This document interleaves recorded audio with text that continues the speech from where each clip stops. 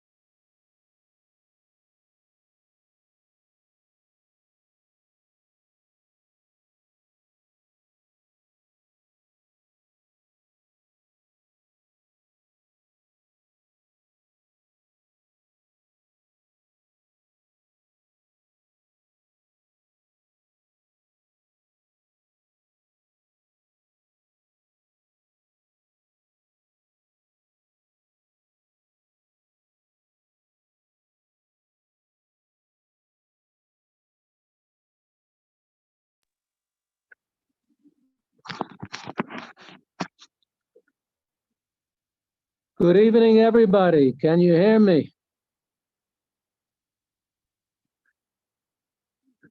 Rabbi Stern, am I audible? You can nod your head. Loud and clear. Loud and clear. Okay. So welcome one and all to the Sydenham Shul Lag BaOmer event on Zoom.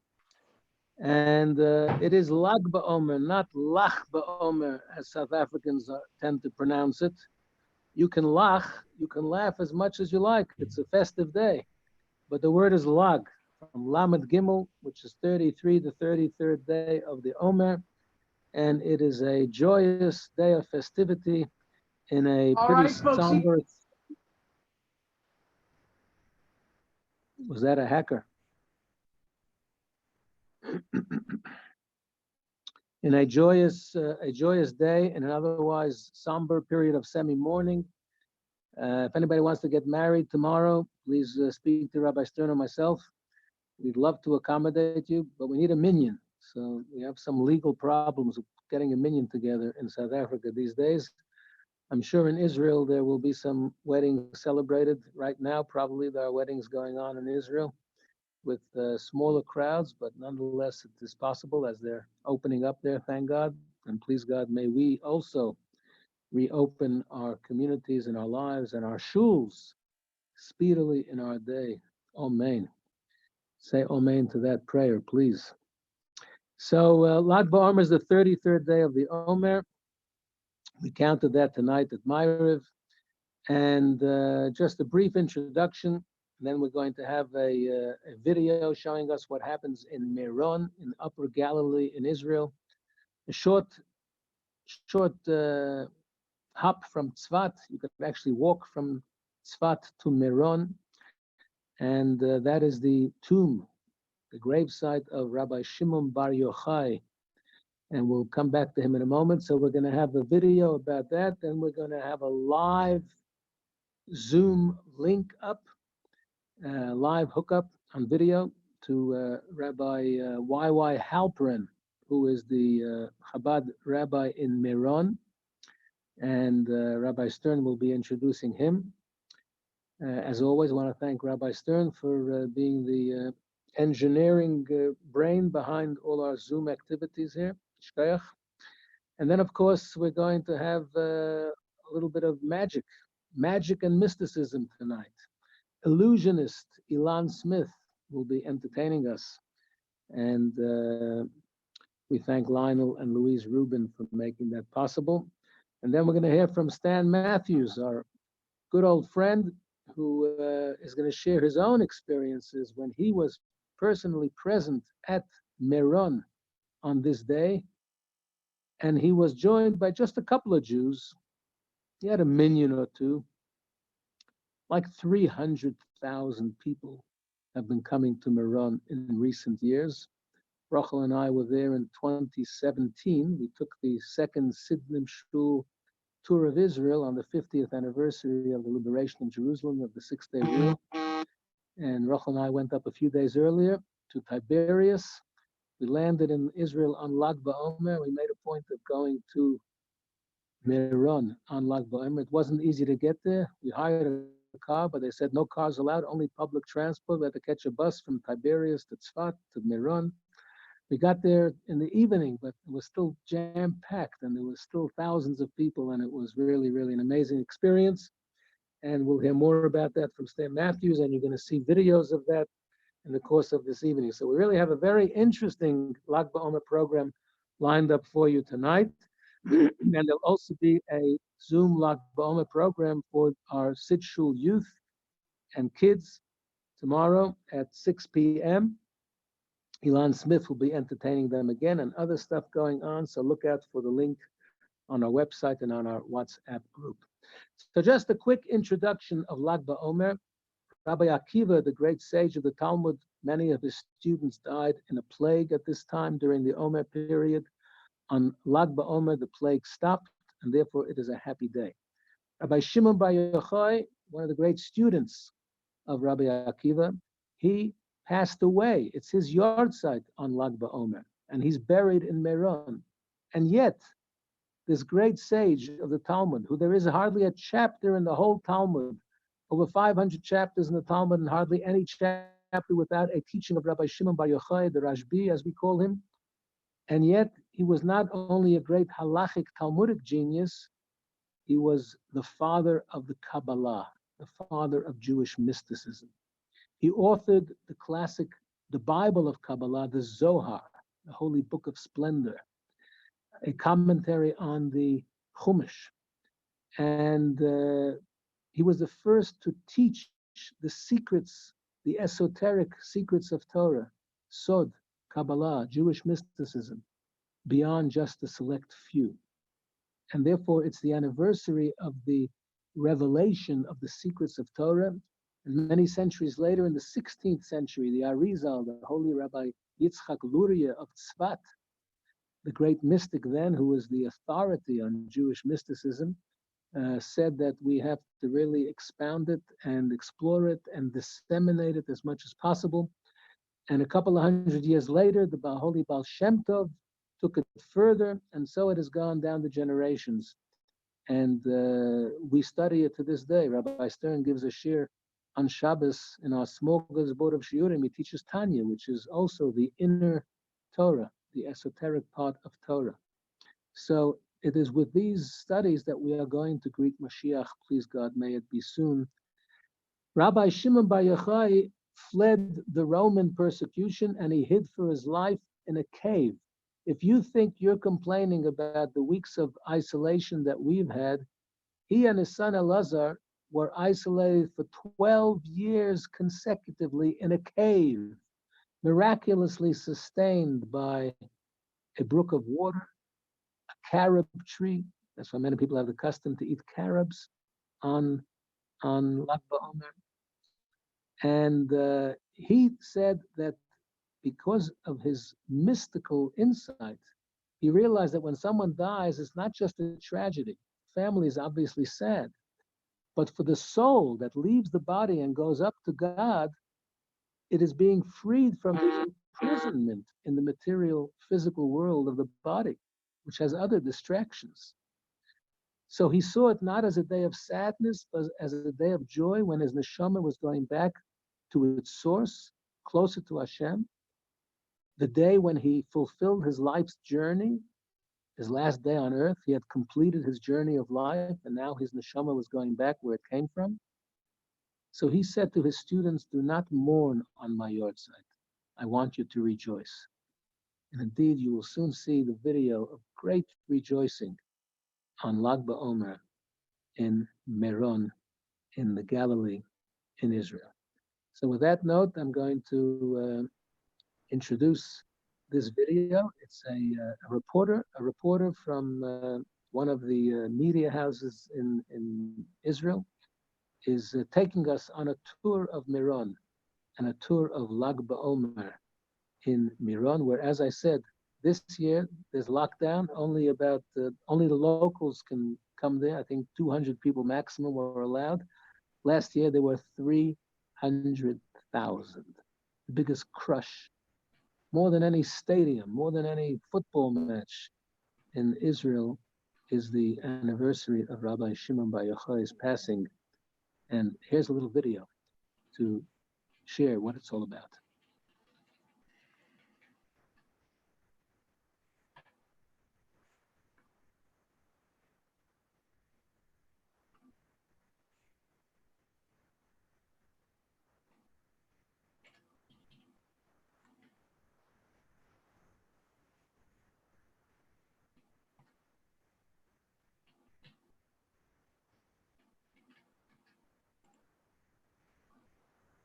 Yishai Fleischer here. I'm somewhere in Afula. I don't even know where I am. Behind me, thousands of buses are gathering in a midway stop heading up to Meron. That's the burial place of Rabbi Shimon Bar Yochai, and tonight is Lag BaOmer, the celebration of the life of Rabbi Shimon Bar Yochai. Why are tens of thousands, hundreds of thousands of Jews heading up to this place? Why is this the world's biggest Jewish celebration?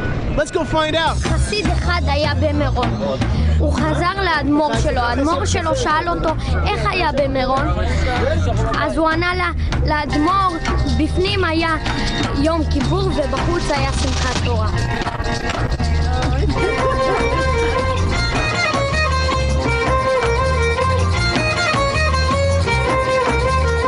Free food!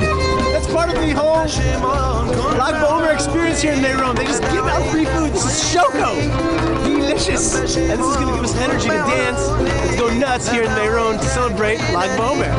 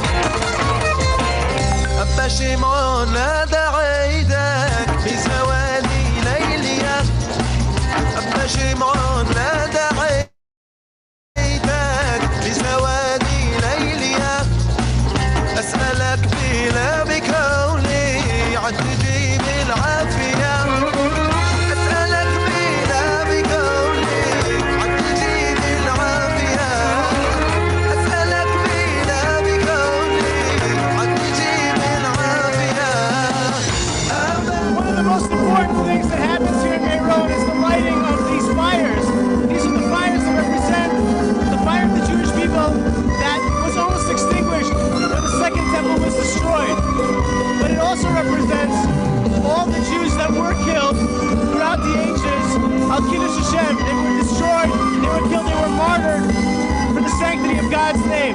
Today we remember all the people. It's called the Yizkor HaKlali. We remember all the Jews who were killed, who were taken. It's the Yizkor candle for all generations.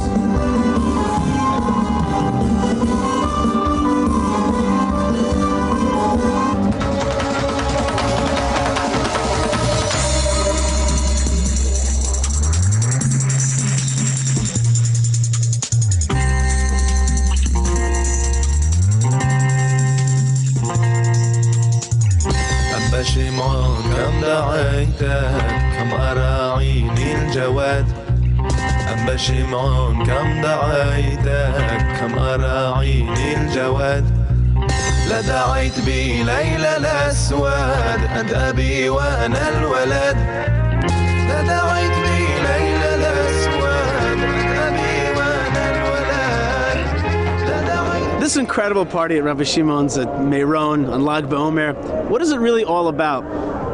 Well, the truth is that about 2,000 years ago, Rabbi Shimon Bar Yochai had to hide away from the Romans. The Romans were persecuting the Jews, and they ended up actually destroying the temple and destroying the commonwealth of the Jewish people in the land of Israel. Rabbi Shimon and his son had to go hide away in a cave where they studied the Torah.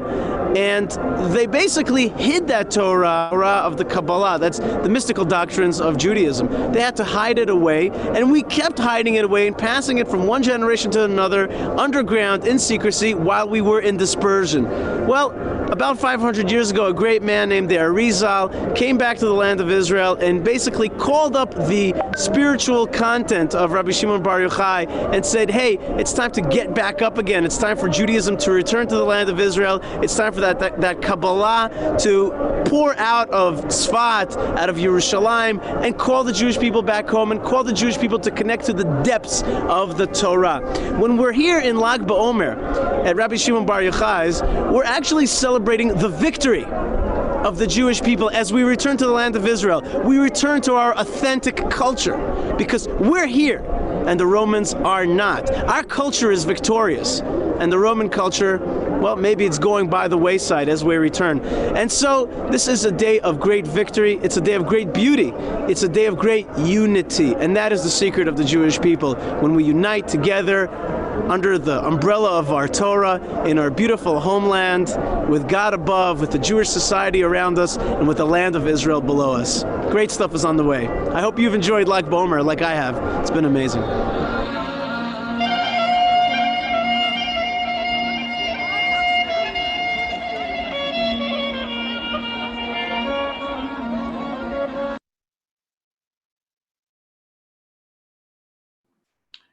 So that was a bit of a taste of what takes place in, one moment for a second, hold on.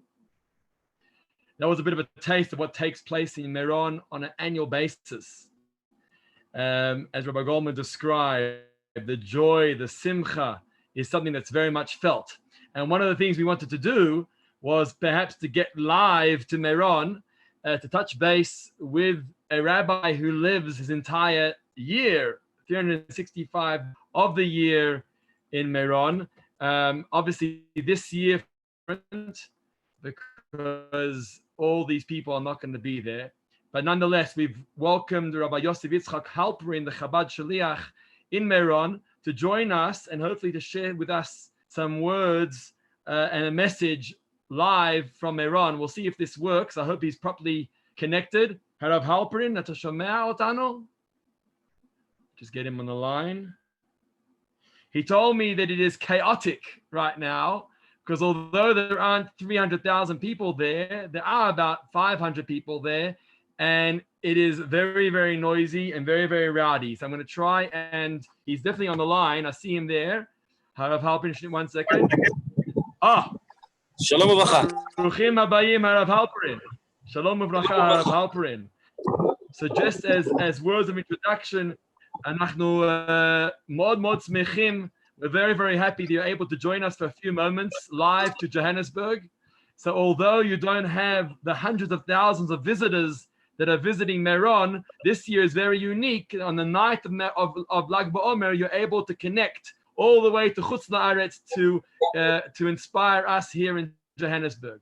I'm going to translate phrase by phrase from Rabbi Halperin because he speaks Hebrew, and I'm going to translate it for our community.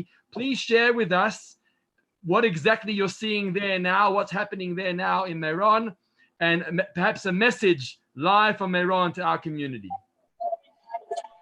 קודם כל, בדרך כלל כל שנה, מאחוריי, מרחק 100 מטר מאחוריי, זה ציון הרשב"י.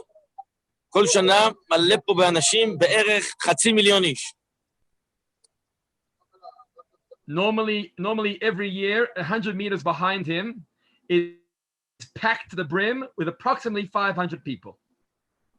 השנה יש פה קצת מאוד אנשים בגלל המצב, ורובם אסור להם בכלל להגיע.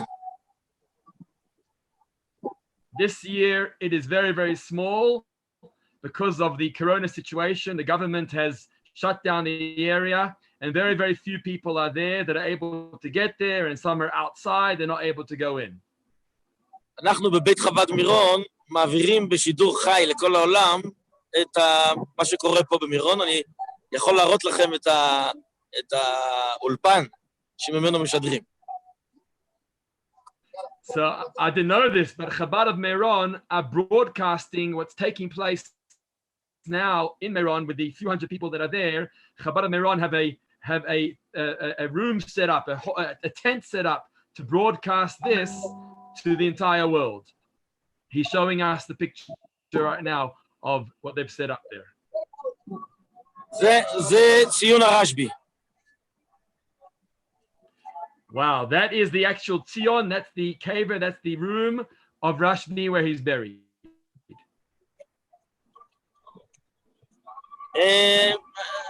אני אגיד עוד כמה מילים. כתוב בספרים הקדושים שהצדיק נמצא בתוך התורה שלו. It says in the holy books that the tzaddik, the righteous person, the righteous man is inside his writings. יכול להיות שרבי שמעון בר יוחאי רוצה לחדד לנו את המסר הזה השנה. It's possible that Rabbi Shimon Bar Yochai wants to remind us of this message that a tzaddik is in his writings. ושכולם פשוט ילמדו ביום הזה תורת החסידות והתחברו לרבי שמעון בכל מקום שנמצאים בעולם. And the message here is that we should connect to the writings and to the teachings of Rabbi Shimon Bar Yochai and the messages that are applicable to our lives today. זהו, אני מאחל...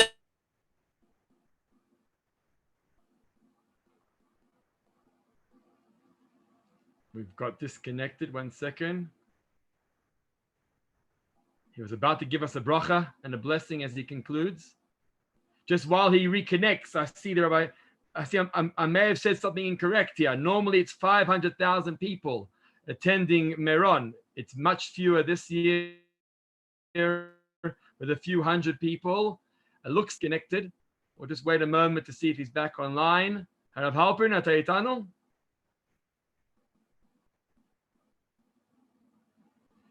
Okay. I guess not. Okay, so that was the Harav Halperin.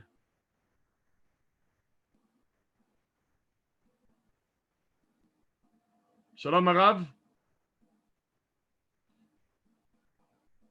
Okay, not the end of the world. That was the conclusion. We just wanted a taste of what it's like in Meron. There is a link to 1 second. Harav Halperin, אתה שמה? הרב Halperin? כן, כן. זה התנתק כשהלכת לברך אותנו, אז תברך אותנו. אז כן, כן, מכאן, ממקום הקדוש הזה, אני רוצה לברך כל אחד ואחד מכם, בבוני חיים, זוהי רוויחי, מיודו ימלא הפסוחה הקדושה ברחובה של הקדוש ברוך הוא, שיתמלאו כל משאלות לבכם לטובה ולברכה.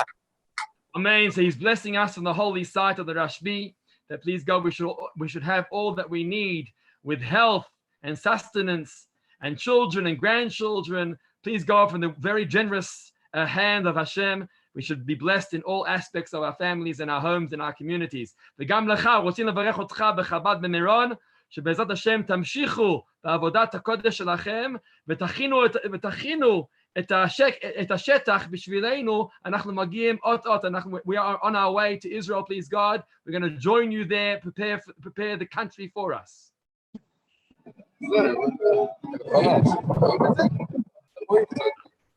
אוקיי. להתראות. תודה רבה. Thank you, Yossi. תודה רבה. Okay, so that was a nice taste of Meron. We're going to move on to the next part of the program tonight, this evening. And one of the things that Rabbi Shimon Bar Yochai taught us was not to see things on face value. That what we look at in the physical world and the mundane world around us, there is really something a lot deeper than that. It's the power of Hashem's energy that's filtering through into the world. And everything should be seen on a deeper dimension, which is part of his teachings that he's taught us, to be able to see within. And so for tonight, we thought it was appropriate to invite someone who shows us the hidden secret, the depth within what you see externally on the outside. We've invited illusionist Ilan Smith to join us. I want to thank Lionel and Louise Rubin for their generous contribution and sponsorship of making this illusion performance by Ilan Smith possible. Thank you for your generosity. And now sit back and relax. There is one particular point of the show that Ilan invites us to do ourselves. I'm not going to hassle you now to try and find the cards around your house. If you have cards nearby and you're able to tear them up, you can try and join along. Otherwise, watch Ilan and how he does it. Just a moment, and we'll share our screen.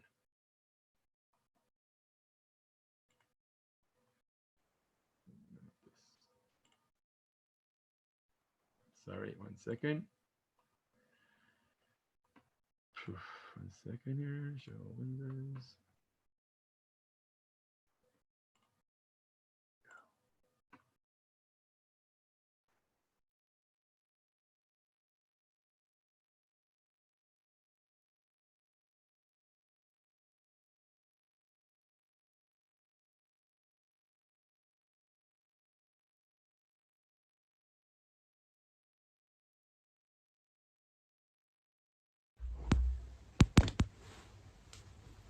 Come with me. I want to show you something, quick, before the show starts. Backstage. Watch.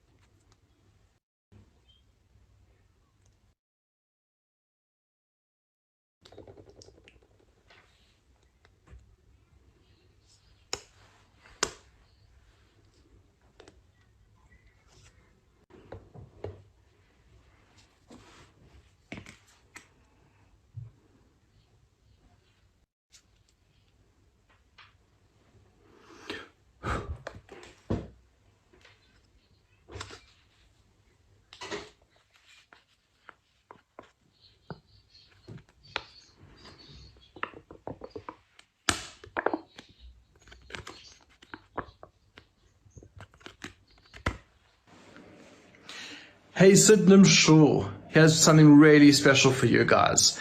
My family and I, or my kids and I, have put together a really awesome illusion show just for you. We really hope you have fun. Let's go. So, even though we're here in South Africa, we all know it says you are where your heart is, and we would really love to be there with you. So as you noticed, I'm wearing a South African rugby jersey. Now, if I'm there with you, it's a little too South African. Let's make it a little bit more generic. Watch this.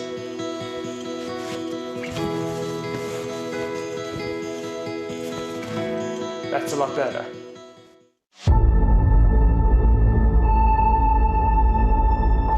In life, there are many, many magical things.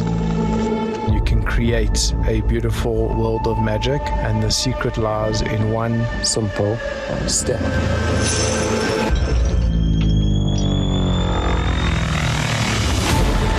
The concept of understanding how humans think and then therefore creating a method that uses their own brain as a weapon against them. Watching a crowd, seeing how they enjoy it, seeing their face and their mouths gasp. All that matters is the excitement and the joy that I get from standing in front of a crowd and making them believe that anything is possible.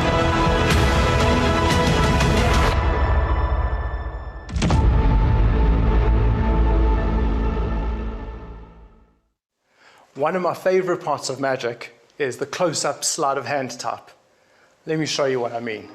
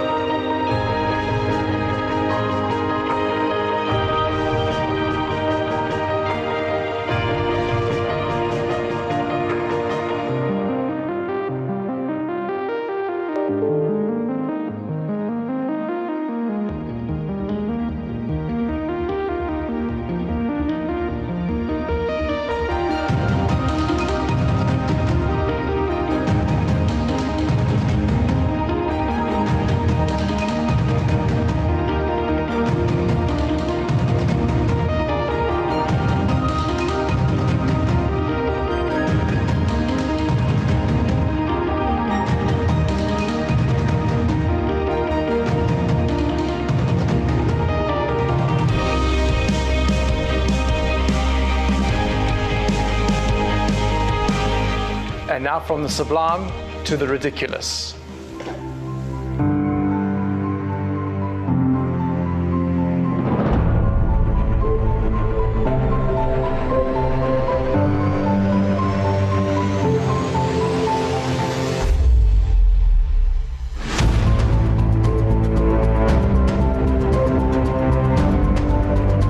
Yeah.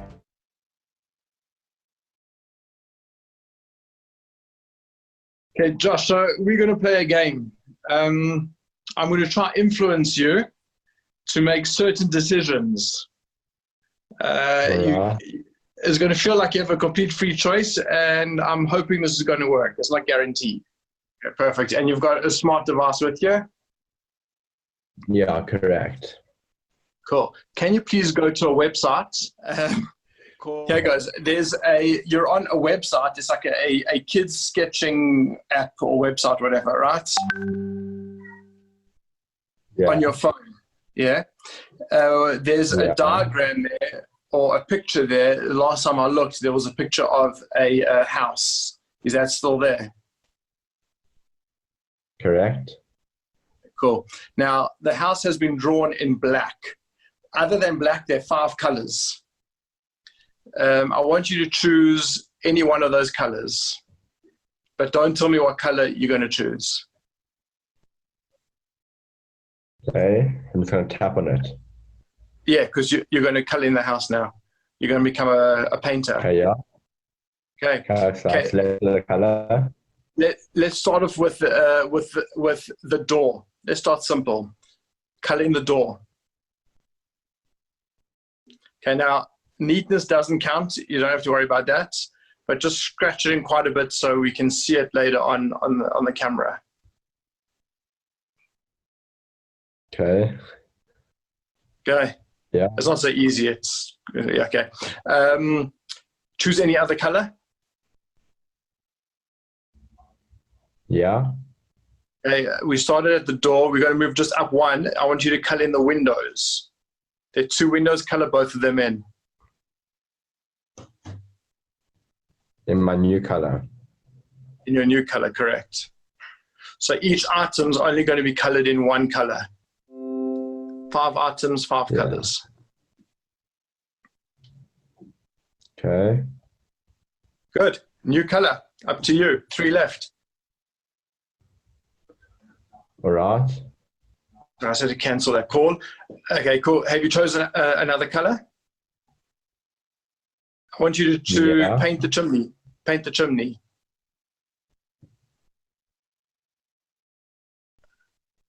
So we're doing all the smaller things first.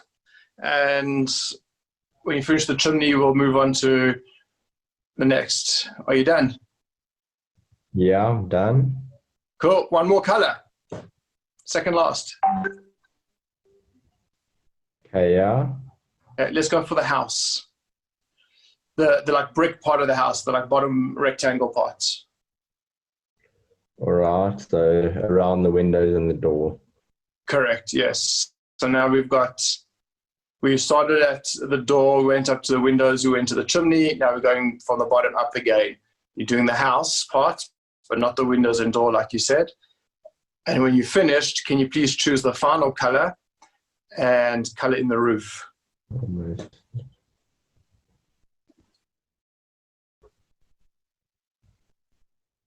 Okay, yeah, it's enough to see. Have you done the roof? No, is that in the last color? Yes, correct, yeah.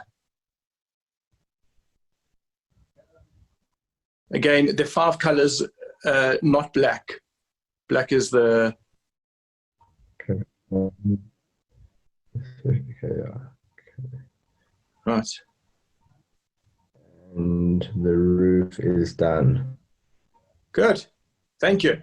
So we have 5 different colors. You've chosen 1 color for each part of the house. Complete randomness, right? You didn't realize, obviously, like I said, I'm trying to influence you to choose specific colors. Can I see what you've done?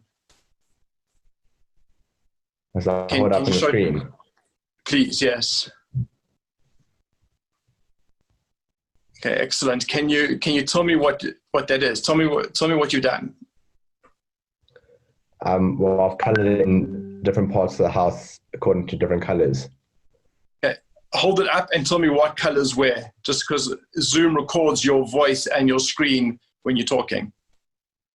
So the roof is in yellow, the chimney's in red, the door's in orange, the windows are in green, and the base of the house is in blue. Absolutely perfect. Josh, would you believe me? You got it 100% spot on. That's exactly what I wanted you to do. Thank you. Do you want me to prove it to you? Do you want me to prove it to you? Some people don't believe me I believe you. Some people don't believe me. So, but in any case, let me prove it to you. So before we began, I didn't tell you, but my family and I, my kids and I, we really enjoy playing with Lego. And I like building different structures. I build little simple things like little houses. I happen to keep one of them in my office right over here, behind me on the shelf. Yeah. Check it out, Josh. This house is identical to yours, Josh. It's got a red roof. It's got a red chimney. It's got a yellow roof, an orange door, 2 green windows, and it's a blue house. Absolutely 100% spot on, Josh. Thank you very much for playing along.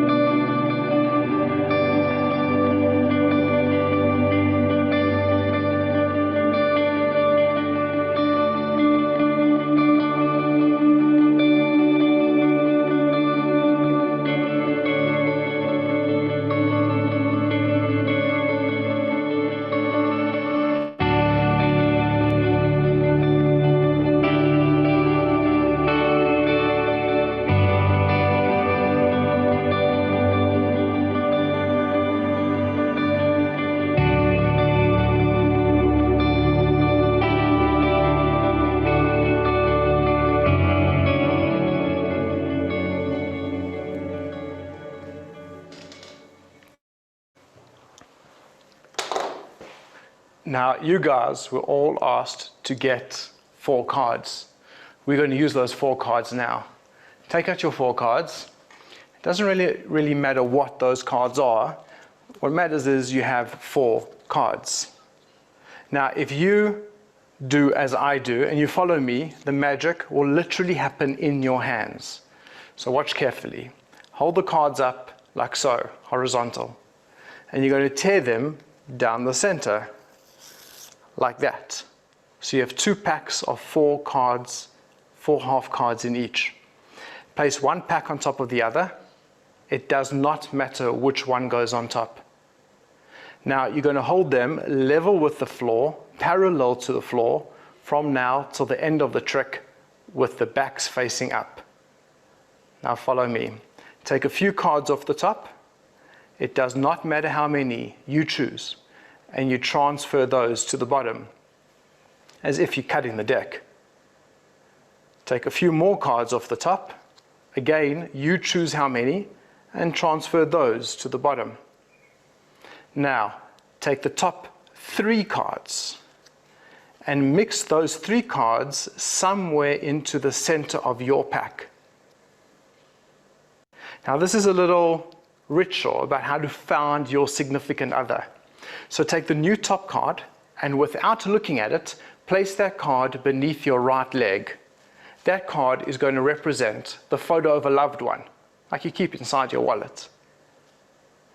Now take the top card and mix it into the center of the pack. Now, when we fall in love, we often ask for the opinions of our friends. So to allow for that, take either the top card or the top 2 cards and swap them with your friends' cards.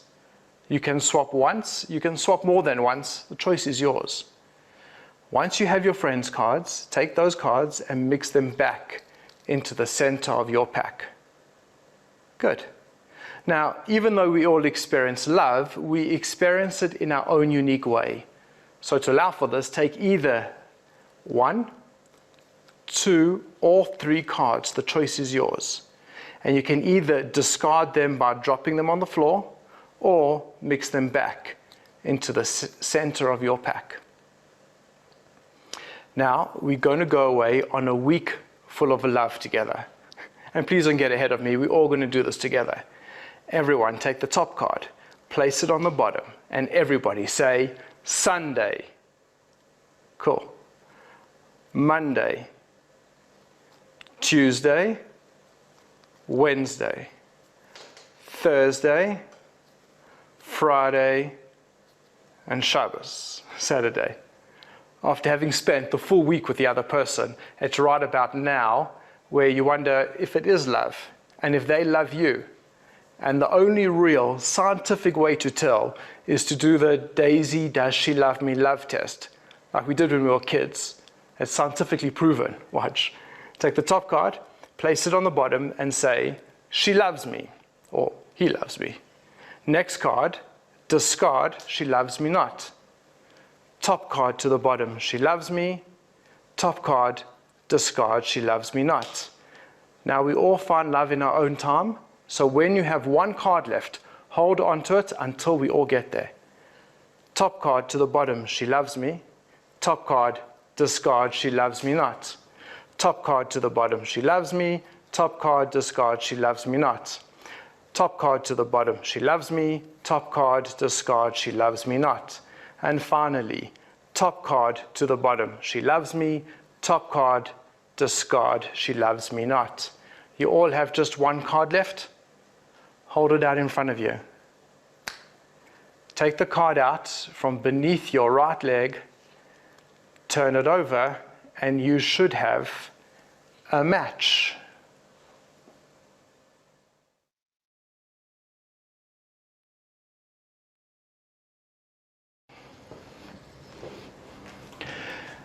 My kids and I used to spend time in the great outdoors fishing. During lockdown, we brought fishing home. Shayna, can you help me out a bit? Thank you. Come stand up on the chair. Good, here's our fishing rod. And let's get a piece of bait. Thank you. Look out into the air and try and find a fish. Right? Like let's try catch. There we go. There we go. Ooh, yeah.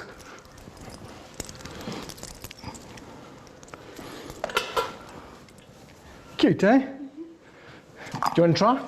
Yeah. Yes. Okay, here goes. Your turn. Look out, try to find a fish. Whoa, there we go. Good. You got him. You got him. You got him. You got him. Here it goes. That's it. 2 little fishies. Now, Shayna, would you mind giving this to Mommy and ask if we can have that for supper tonight? Thank you.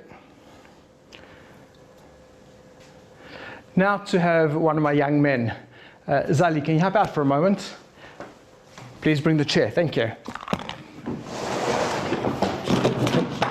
Okay, now it's time for a bit of an experiment. Zals, you want to climb on the chair? So Zali is small. I'm also small because we're far from camera. But if I'm over here, I'm big, and Zali's small. So let's try something. I come like this and put my hand out. I'm going to give Zali a bit of a tickle. I'm going to push him off the chair. Sorry, Zal. Let's try this. Zali, I'm going to cover you up. And then all of a sudden, bam! Well done, Zals. Yeah. Thank you for watching. I hope you enjoyed. From all of us back in the Smith Family Theatre, thank you and good night. Yeah.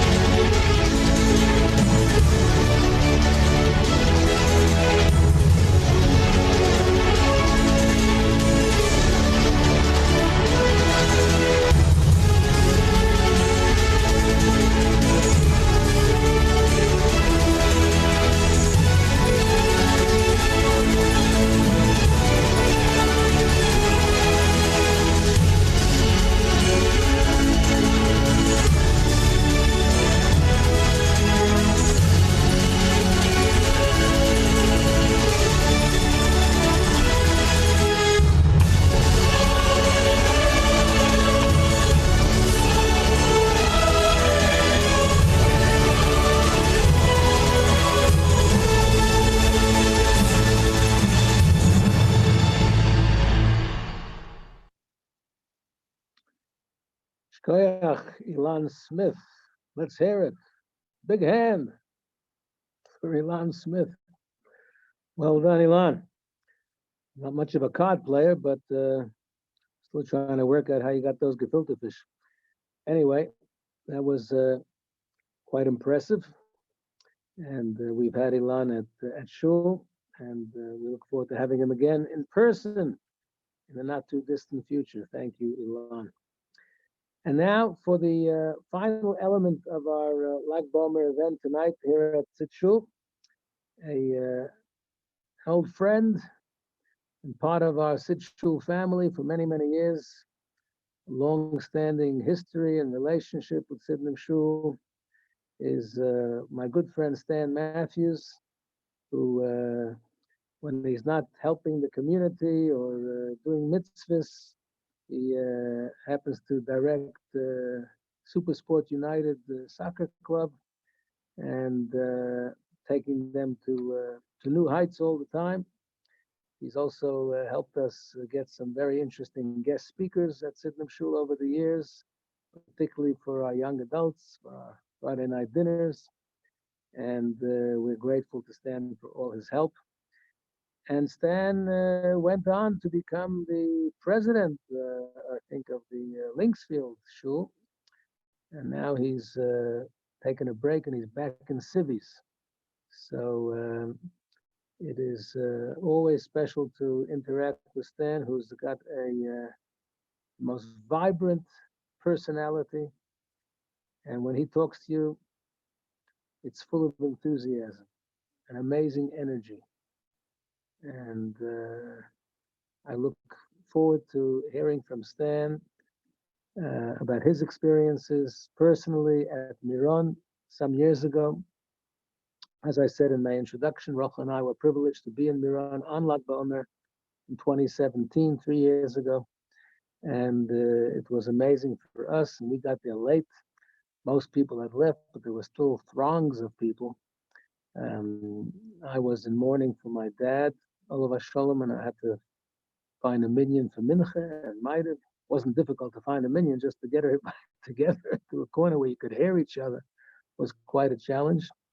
But Stan had an unbelievable experience there, and he's got some great video footage, some short, really inspirational videos that really capture the energy and the joy, the simcha of Lag BaOmer in Miron. So without further ado, please welcome Mr. Stanley Matthews.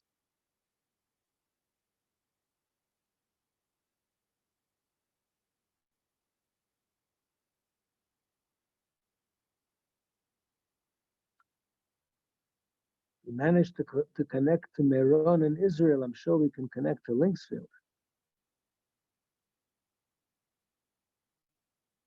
So we're just going to show one clip of Stan's first that he took from Meron, and then we're going to hand over to Stan. Just give me a moment here for a second. Okay, these are great. These are great videos. Have a look. Sorry, a problem.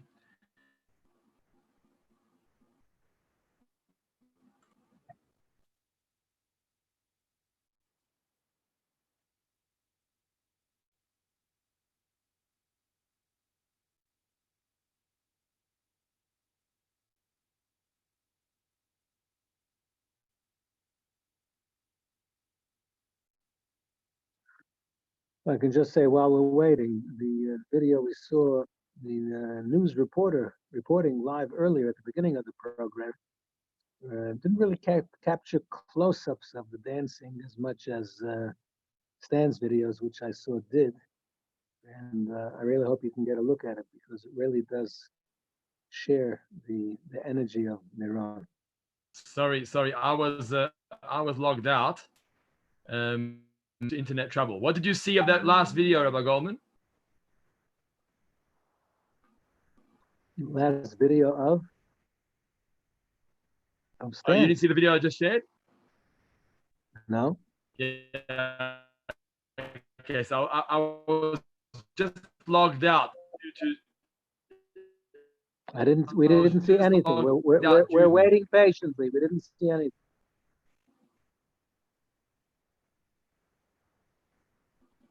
Okay, hold on.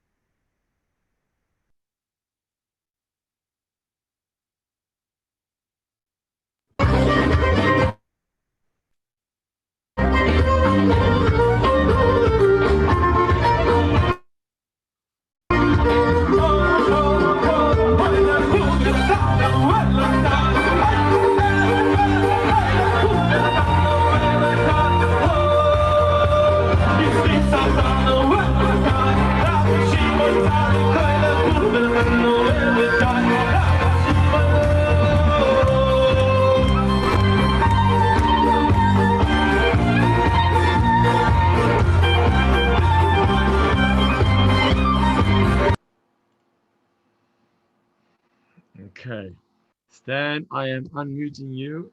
Hold on 1 second for us. Right, Stan, over to you. Thank you, Rabbi. Thanks, Rabbi Goldman and Rabbi Stern. Nice to be with you guys.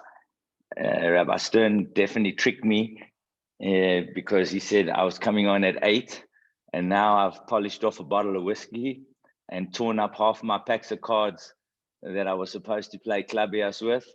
So he's ruined my lockdown. But thanks for a very entertaining show and an enjoyable one. Yeah, you asked me to share a few of my thoughts, and obviously you have to take my message from whence it comes, which is I'm a big Simcha junkie.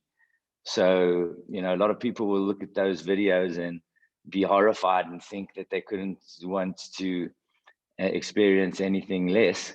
But, you know, for me, I've been very lucky in football to be in many cup finals and play in front of full stadiums and have atmospheres where there's a lot of singing. I've been to 13 cup finals to watch Liverpool, and they've won most of them, and sung songs like, you know, In the Cop with You'll Never Walk Alone, and had a really unbelievable atmosphere around me. I was in the World Cup final in Russia, the World Cup final in Brazil, and the World Cup final in South Africa. So I think I'm qualified to know what it's like to be a bit of an adrenaline junkie. And I love that. And so, but I can safely say that in Yiddishkeit and the feeling of that chuppah feeling of being in a place surrounded with Jews at any one time beats all of those cup finals put together times plenty. And the three greatest experiences that I've had in my life have been the Kinnus in New York, and Uman in Breslov, in the Ukraine, and in Miron. And they're very three different, diverse type of experiences. I've obviously culminated Miron, but the major physical differences is that at the Kinos, you got 6,500 people, all men, and mainly, let's say, Lubavitch, and then some lay people. But it's very defined. The markets are very defined in terms of who's at that kind of place.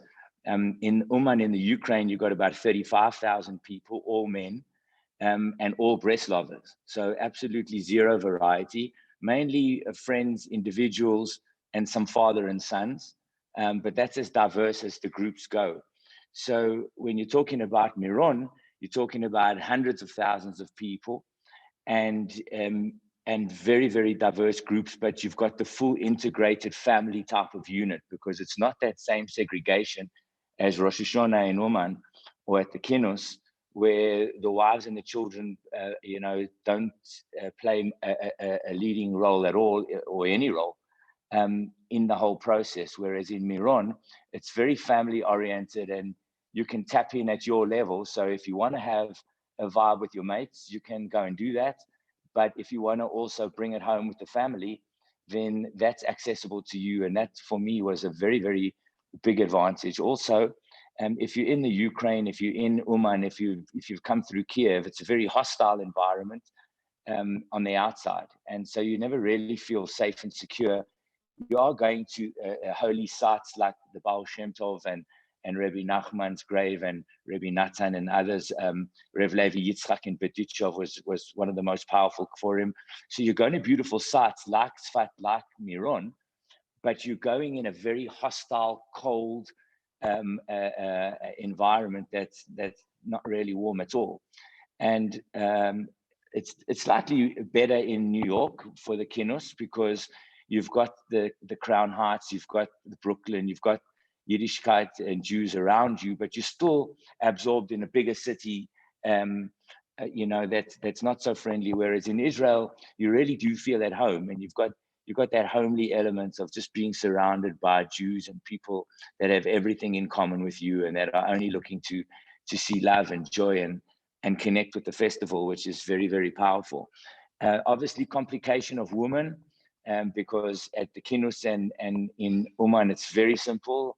There's no woman and there's no issues around that. Whereas at Lag BaOmer, very narrow passageways, sometimes a lot of congestion, a lot of people all around, and very, very difficult not to see women or not to bump or push or be in some kind of queue.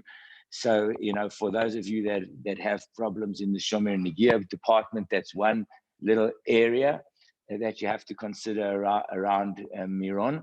Also, like Rabbi said earlier, the getting in and out of the place is an absolute nightmare. If you don't get yourself some private transport and throw some shekels at the problem, then you are stuck in public transport that takes hours, and it's pushing and shoving, and it really makes an El Al economy class cabin look like a Lufthansa first class cabin from that perspective, because it's absolute carnage on buses, people climbing in through windows, hanging on the sides of the buses, taking it a little bit far. Also, if you leave your car in a bad place, there's no such thing as a polite note or something, or you parked in a bad place. They literally bounce your car off the road, and hopefully you find it when you get back. So it's fun.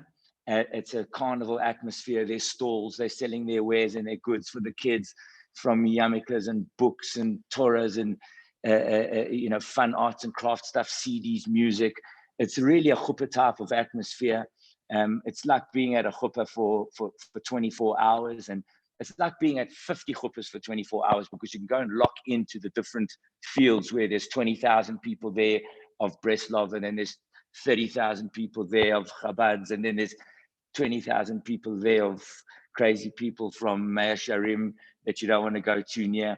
And then, of course, there's the actual graves, where you go into Daven by Rabbi Shimon Bar Yochai, which is obviously the main source of the power of what you're going to connect to Daven, obviously to Hashem, but to connect through the amplifier of the Tzaddik, which is Rabbi Shimon. And I think that's the real reason why one goes there. So to get to the grave, like at 770 on a Friday night, it's very congested. In fact, if Shlomo Weiner wasn't in shul on 770 at Kinnus, I would have been crushed to death. But it's very much like that. Same in Uman. If you go to the Tzion, if you go to the Rabbi Nachman's grave, you can wait till 2 a.m. before you can get to the front, because there's a lot of elbowing, pushing and shoving. That's definitely not my cup of tea. I didn't enjoy it too much. When I went with Rabbi Avtzon and the Linksfield group, I actually bailed while we were fighting to get to the front. I'd been to Rabbi Shimon a couple of times before, and I knew the vibe. So I'd been down that road, and I didn't feel like fighting like a crazy person to get in there. So I took myself out and went and sat on the mountainside, watched bonfires, and had my own little space and time, which I'll share a little bit with you when I wrap up in a couple of minutes. But it really is whatever you want. If you want to go and fight to get in the front and go and wail and cry for 5 hours at Rabbi Shimon's grave, you can choose to do that. If you want to stand and schmooze outside and see who's coming along, you can choose to do that. But I think that if you are going to go through the energy and the effort of going to Miron, you want to take something really spiritual out of it. It's not just a giant 10 rugby fields of chuppahs. You want to try and tap into the energy, of Rabbi Shimon himself, and everything that goes with that, in terms of the spirit of not giving up, the way that the plague ended, what we really desire and yearn for. And I think it's such a beautiful setting there. I can honestly say that it's better than Uman and Kinus because of those features of having the Holy Land, of having Jews all around you, of being able to have your family around you if you want to, because I've never felt so happy and comfortable about running off to the Ukraine and leaving my wife and children behind for Rosh Hashanah.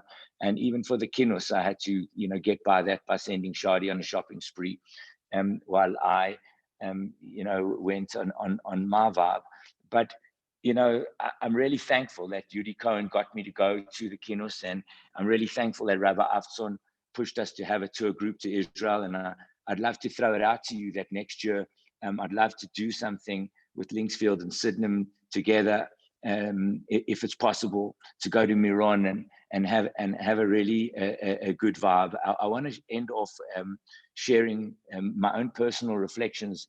I've been 3 times to Rebbe Shimon Bar Yochai, and the very first time I went on a learning program with Or Sameach, and I landed up winning that year the Telkom Cup, which was the only cup I'd never won in South Africa, and gave me a clean sweep of all my domestic trophies. And it was something that I felt very special about, and I had a deep sense of appreciation, not directly to Shimon Bar Yochai, Rebbe Shimon, but it was a little bit like that for me, because I'd gone there with my friends, I davened for something, and I'd got what I davened for, and I really resonated with me. I appreciated it a lot, and obviously I had a huge degree of favoritism now towards Rebbe Shimon, because I really felt humbled. That I'd got that. And so in 2017, when I was going for my second consecutive Nedbank Cup trophy to make history as the first team to win consecutive Nedbank Cups, I went back to Israel and I went back to Rebbe Shimon, and I davened and I did my whole story, and I spent time on that mountain, and I did my hitbodedut, and I connected with Hashem through the tzaddik. And I won that cup, and again I was very grateful and very happy. And then some 6 months after that, just 6 months later, I got involved in a relegation battle with my club that seemed like it could be the end of my career, because I had a clause in my contract that says if I don't finish in the top 8, that I could be sacked. And because I'd never finished outside the top 8, that clause had never been tested. But at the time that I was going through, the team was second bottom, and there was just a few games to go. And I felt there were about 8 games to go, and I felt I was in desperate trouble. And I decided I'm going to Israel, and I'm going to Rebbe Shimon. I'm going back, and I'm going to go ask for his chazaka for the 3rd request. And I went back and I davened. I left my wife at the hotel, and I went to that mountain. My team was playing against Chippa. And I gave her my phone. I said, I'm not taking my phone. I'm going to the mountain by myself. And I went to the mountain by myself. I left my phone with Shadi, and I went to daven. And I davened and davened and davened. And I went back 2 hours later, and to find out that my team had lost. And I was shocked, because I thought for sure, Rebbe Shimon was going to deliver a hat trick for me. And I was really, really quite shattered. And I came back to South Africa for these last 8 games, and I didn't know what was going to happen. We picked up points here and there, but at the end of the day, we finished on the last day of the season. We had to win our last game to stay up and to stay in the league. And we were playing a game against Baraka, and we won the game 1-0. And we finished the season on 36 points, which was good enough for the team to finish 11th. And at least we had survived relegation. So that was great, and I was grateful. But I was expecting that I could be losing my job, because I hadn't finished in the top 8. And now we had finished 11th. And a couple of the guys in my business, in my office environment, had made it pretty clear to me that they intended to exercise that clause and eject me from my position. anyway, I happened 3-4 days after the last game of the season that another club, Polokwane City, lodged an objection against a second team in the league called Ajax Cape Town for fielding an irregular a player who was illegally registered. And that case dragged on for a while, but eventually Polokwane City won that case, and the player was found to be illegally registered, and that team was docked points. And all the teams that played against that team where he had played were awarded the 3 points that if they hadn't won them on the field of play, and I hadn't, I'd lost to them. But they had played this illegal player who had scored the winning goal against me, who had lost 1-0. And the league deemed that this illegal registered player had a material impact on the game, and they reversed those 3 points, and they gave us the 3 points, and they took them away from Ajax Cape Town. And Ajax Cape Town was relegated, and my team was given the 3 points that took us to 39 points and resulted in us finishing 7th in the league. And it so happened that my job was saved, and that though at the time it looked like Rebbe Shimon had turned me down, it happened in the end that my prayers were answered, but I had to go on the journey. And it was a very humbling and moving experience for me to be rejected, and to have had Imuna, because at the time when I went back to Shadi, I was so sure we're going to win. And I walked into the hotel and I said, so? And she said, no, we lost 1-0. And I never got sad. I never got down. It didn't peg me back at all. And I really feel that in that moment of not being pegged back, of not losing my faith in the tzaddik and in Hashem, I think that's where my bracha was. And so, you know, Rebbe Shimon has a very special place in my heart. The whole area is surrounded with such beautiful places in Forum, even Hillel Hazaken buried right there next to Rebbe Shimon Bar Yochai. And it's a place that can only penetrate and permeate your heart and make you really want to go back and back and back and back and look for that next chuppah. So I'm throwing out the challenge to you. If it's not next year because of this silly virus, then please God, the very next time that we can all together, we should go Linksfield and Sydenham. We shouldn't just do a golf day together. We should go and do some Kiddush Hashem together, not on Linksfield Ridge or Kalani Ridge, but on the beautiful mountain of Meron. And I would love nothing more than to share it with you and the beautiful community of Sydenham, for everything that you do, for the music, which is a very powerful part of Meron. The whole musical dimension of Meron, it permeates your heart, and you land up singing those songs for months and months and months and months after you come back. So we get a nice singing group together. Definitely I'm packing Yuri in my suitcase, and I'd love nothing more than to have a great fun with you. And so I want to just say to all of you, take one thing tonight, go out to your bonfire, go out to your garden, but in the next 24 hours, go and connect with Hashem, but resonate with that aspect of Rebbe Shimon that resonates with you, whether it's the way he refined himself after the years in the cave, when he came out first and he was very judgmental, and everything that he saw, he consumed because he was ready to judge people because of the high level where he was. But when he went back and did self-reflection and came out again after 13 years, it was a different story. And he was able to see with compassionate eyes and sensitivity and humanity that transcended himself. And that's why he's Shimon Bar Yochai and not Shimon Ben Yochai, because he went further than himself and outside himself, beyond himself. And I wish it's the way that you and Rabbi Goldman lead the community beyond yourselves, that each and every person at Sydenham and my own community, all of us in South African Jewry and Klal Israel, should reach inside ourselves to be beyond ourselves and not come out of this virus and go back to normal and not press reset, but actually to have a whole new upload, a whole new programming, a whole new update of our software, that we can see the world with gratitude, with humility, and with an understanding that we need to connect with people that are bigger and more powerful spiritually and learned than ourselves to take us to the next level. And you and Rabbi Goldman are certainly that for me and for the whole community. So thank you. and l'chaim.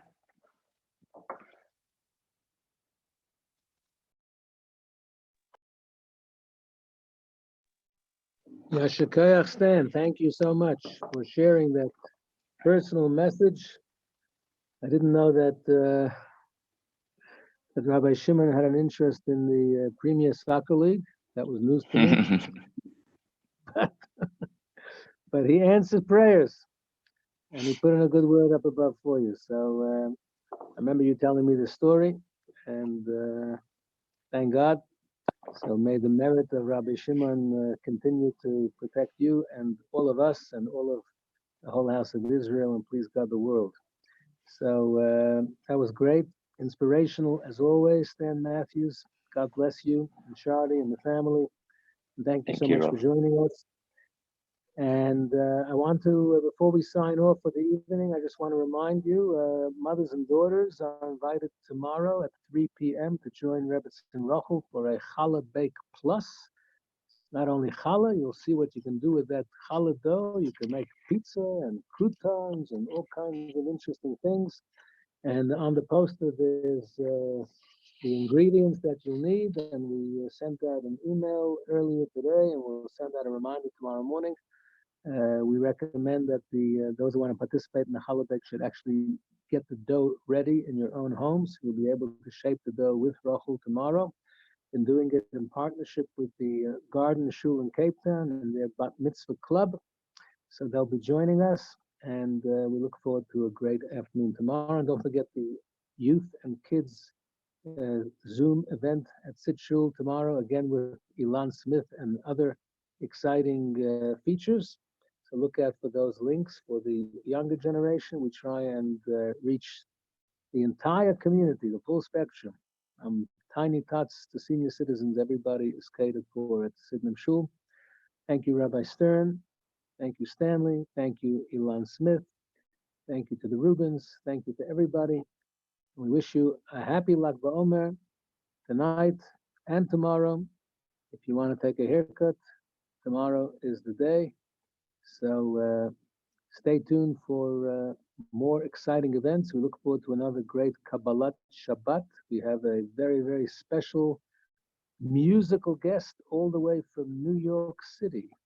The top chazonim in the world.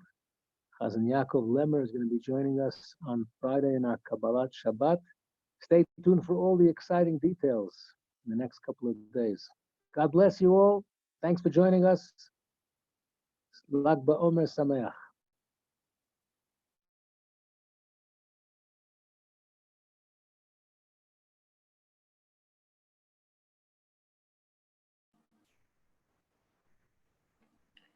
You can unmute yourselves on the way out if you wish.